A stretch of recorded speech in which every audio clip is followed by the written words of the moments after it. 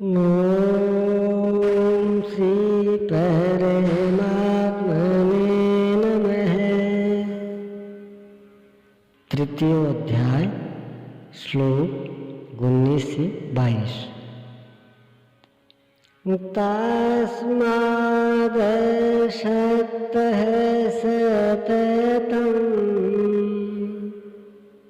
कार्यं कर्म समाचरेत्।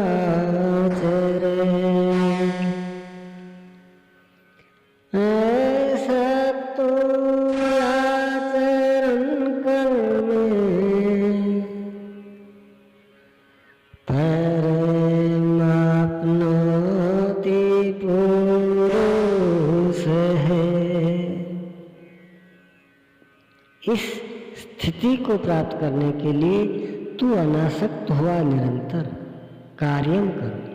जो करने योग्य कर्म है उस कर्म को अच्छी प्रकार कर, क्योंकि अनासक्त पुरुष कर्म के आचरण से परमात्मा को प्राप्त होता है। नियत कर्म कार्यम कर्म एक ही है। कर्म की प्रेरणा देते हुए वे पुनः कहते हैं, कर्मणैव हि संसिद्धिं आस्थिता जनकादयः।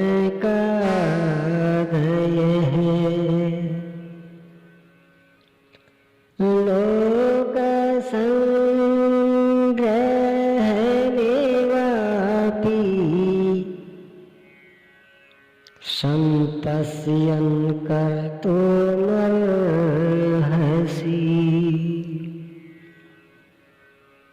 जनक माने राजा जनक नहीं, जनक जन्मदाता को कहते हैं। योग ही जनक है जो आपकी स्वरूप को जन्म देता है, प्रकट करता है। योग से संयुक्त प्रत्येक महापुरुष जनक है। ऐसे योग संयुक्त बहुत से ऋषि जनकादय है। जनक इत्यादि ज्ञानी जन महापुरुष भी कर्मणा एव ही संसिद्धि, कर्मों के द्वारा ही परम सिद्धि को प्राप्त हुए हैं। परम सिद्धि माने परम तत्व परमात्मा की प्राप्ति। जनक इत्यादि जितने भी पूर्व में होने वाले महर्षि हुए हैं, इस कार्य कर्म के द्वारा जो यज्ञ की प्रक्रिया है, इस कर्म को करके ही संसिद्धि परम सिद्धि को प्राप्त हुए हैं। किंतु प्राप्ति के पश्चात वे भी लोक संग्रह को देखकर कर्म करते हैं। लोकहित को चाहते हुए कर्म करते हैं। अतः तू भी प्राप्ति के लिए और प्राप्ति के पश्चात लोक नायक बनने के लिए कार्य कर्म करने के ही योग्य है। क्यों? अभी श्री कृष्ण ने कहा था कि प्राप्ति के पश्चात महापुरुष का कर्म करने से न कोई लाभ है और न छोड़ने से कोई हानि ही है। फिर भी लोक संग्रह लोकहित व्यवस्था के लिए वे भली प्रकार नियत कर्म का ही आचरण करते हैं।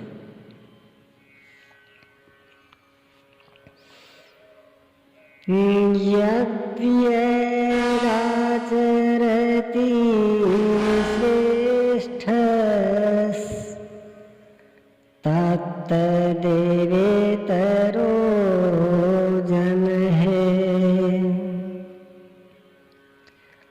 स यत् प्रमाणं कुरुते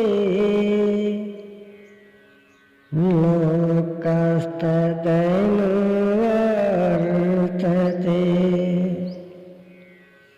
श्रेष्ठ पुरुष जो जो आचरण करता है, अन्य पुरुष भी उसके अनुसार ही करते हैं।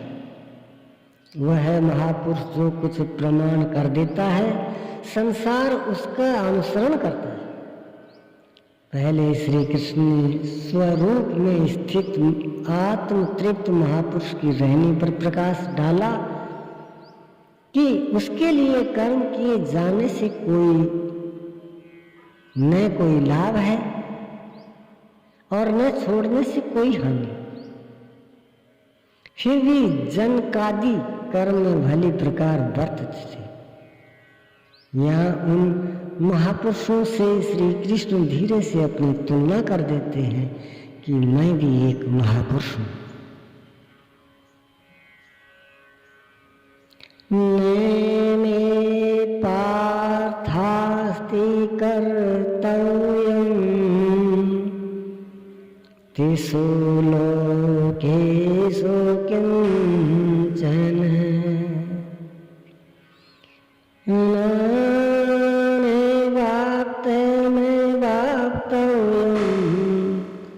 वर्तैव च कर्मणि। हे पार्थ, मुझे तीनों लोकों में कोई कर्तव्य नहीं है। पीछे कहे आए हैं उस महापुरुष का समस्त भूतों में कोई कर्तव्य नहीं। यहाँ कहते हैं तीनों लोकों में मुझे कुछ भी कर्तव्य शेष नहीं है तथा किंचन मात्र प्राप्त होने योग्य वस्तु अप्राप्त नहीं है। तब भी मैं कर्म में भली प्रकार वर्तता हूँ। क्यों? ओम श्री सद्गुरुदेव भगवान की